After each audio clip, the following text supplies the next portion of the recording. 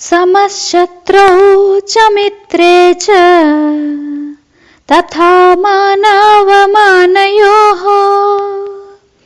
శీతోష్ణ సుఖ దుఃఖేషు సమస్సంగ వివర్జితః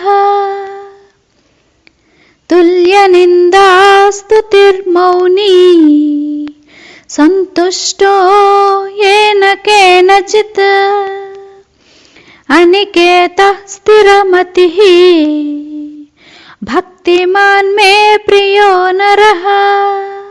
ఓ అర్జున, ఎవని యందు విషమ భావము పేరునకు మాత్రమైనా ఉండదో, ఎవడు శత్రువులను మిత్రువులను సమానముగా తలంచునో, ఎవడు దీపము వలె ఉండి ఎన్నడును నా ఇంటి యందులి వారికి ప్రకాశమునిత్తును, బయట వారికి చీకటినే ఉంచెదను అనడి భావమును మనస్సున రానివ్వడో ఆతడు నా పరమ ప్రియభక్తుడగును.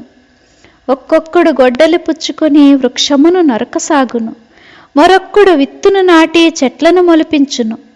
కానీ వృక్షము ఆ ఇద్దరికిని సమానముగానే తన శీతల ఛాయనిచ్చును. పొలమున నీరు చల్లి చెరకు మొక్కకు నీరు పెట్టిన రైతుకు కూడా చెరకు తన మాధుర్యమునిచ్చుచున్నది, మరియు దానిని గానుగులో వైచి త్రిప్పిన వానికి కూడా తన మాధుర్యమునిచ్చుచున్నది. ఇందు నీరు పోసిన వాని ఎడ మాధుర్యముగా ఉండి గానుగులో వైచి త్రిప్పు వాని ఎడ చేదుగా ఉండుట అనునది లేదు. అది ఇద్దరుకును సమానముగానే తన మాధుర్యమునిచ్చుచున్నది.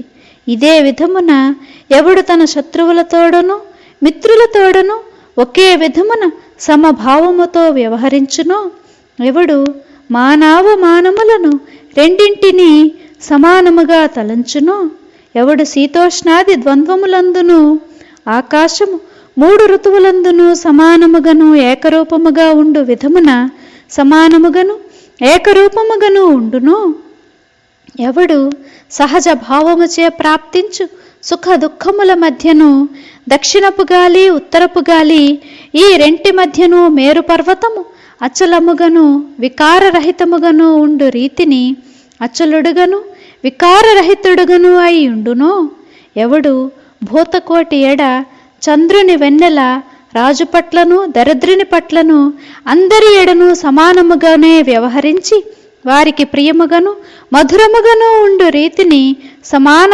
భావముతో వ్యవహరించునో, ప్రపంచమంతయు నీటిని ఏ రీతిని కోరుచుండునో అదే రీతిని ఎవనిని త్రిభువనములో కోరుచుండునో, ఎవడు లోపలను బయటను విషయాభిలాషను విడిచి స్వయముగా తనలో తానే రమించుచు ఏకాంతవాసమునర్చుచుండునో, ఎవడు నిందను ఏమాత్రము లక్ష్యపెట్టడో స్తుతి వలన కూడా ఆనందించడో, ఎవడు ఆకాశము మేఘాదులతో నిర్లిప్తముగా ఉండు రీతిని నిందాస్తుతులకు ఒకే స్థానమిచ్చి నిర్లిప్తుడై ఉండును, ఎవడు పట్టణమునందును నిర్జన వనమునందును సమానముగను అచంచల వృత్తితోడను సంచరించుచునో, ఎవడెన్నడును అసత్యమును గాని సత్యమును గాని చెప్పకపోవుటే కాక ఎల్లప్పుడూ మౌనముగా ఉండును, ఉన్మని అనడి బ్రాహ్మీ స్థితిని అనుభవించుచు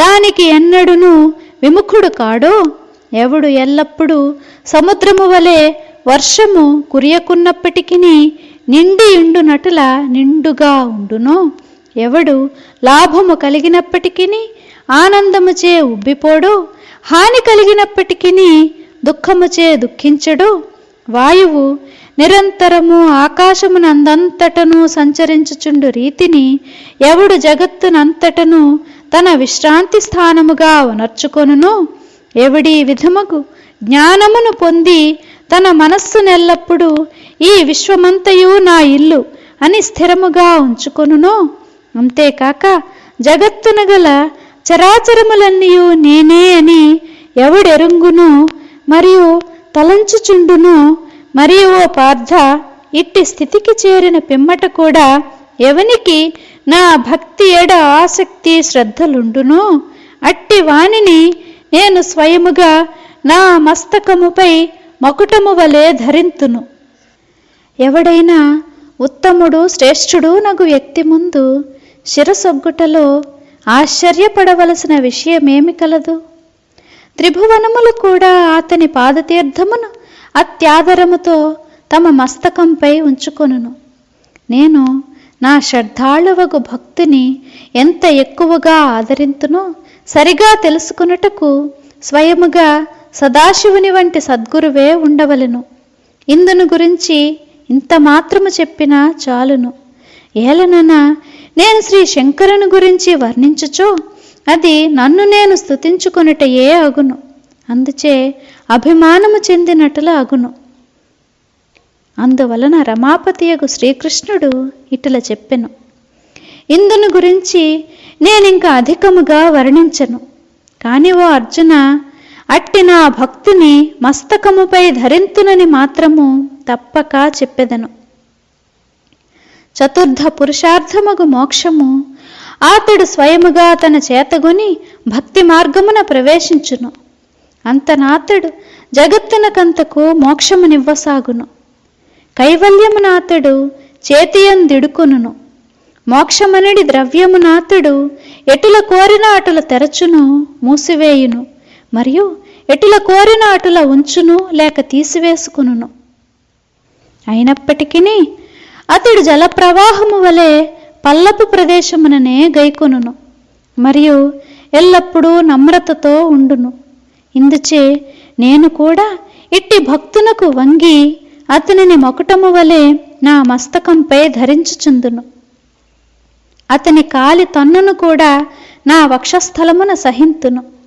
అతని గుణములను వర్ణించి నేను నా వాణిని భూషితమనర్తును. అతని గుణశ్రవణమనడి కుండలములను నా కర్ణములందు ధరింతును. ఇట్టి భక్తులను దర్శించుటకు అత్యధికముగా వాంఛించుచుండుట వలననే నేను చక్షువులు లేనివాడనైనప్పటికీ చక్షువులు కలవాడనైతిని. ఈ హస్తమునకు భూషణమగు కమలముతో నేనాతనిని పూజింతును. నేను నా 2 భుజములకు పైనను మరి 2 భుజములను ధరించుటకు గల కారణము నేనిట్టి భక్తిని 2 చేతులతోనూ చక్కగా ఆలింగనమునర్చుకున్న తలంపుతోనే. ఇట్టి భక్తిని సాంగత్య సుఖమును పొందుట కొరకే నేను దేహము లేనివాడనైనప్పటికీ దేహధారి నగుచున్నాను. ఇట్టి భక్తుడు నాకెంత ప్రియమైనవాడో పోల్చి చెప్పదగినదేదియూ లేదు. ఇక ఇట్టి భక్తునితో నేను నిర్మల మైత్రి నెరపుదును అనటలో ఆశ్చర్యమేమి కలదు? ఎవరిట్టి భక్తుల చరిత్ర విందురో లేదా వారి గుణగానమునర్తురో అట్టి వారు కూడా నాకు ప్రాణముల కంటెను ఎక్కువ ప్రియమైన వారగుదురనటలో సందేహమేమియూ లేదు. ఓ అర్జున, నేడు నీకు నేను భక్తి యోగమనడి పేర సర్వశ్రేష్టమగు యోగమును పూర్తిగా చెప్పి తిని. ఇదే నేను భక్తులను ప్రియులుగా తలంచినట్టిది, వారిని ధ్యానించినట్టిది, నా మస్తకమున వారిని ధరింపచేయునట్టిది యగు యోగము.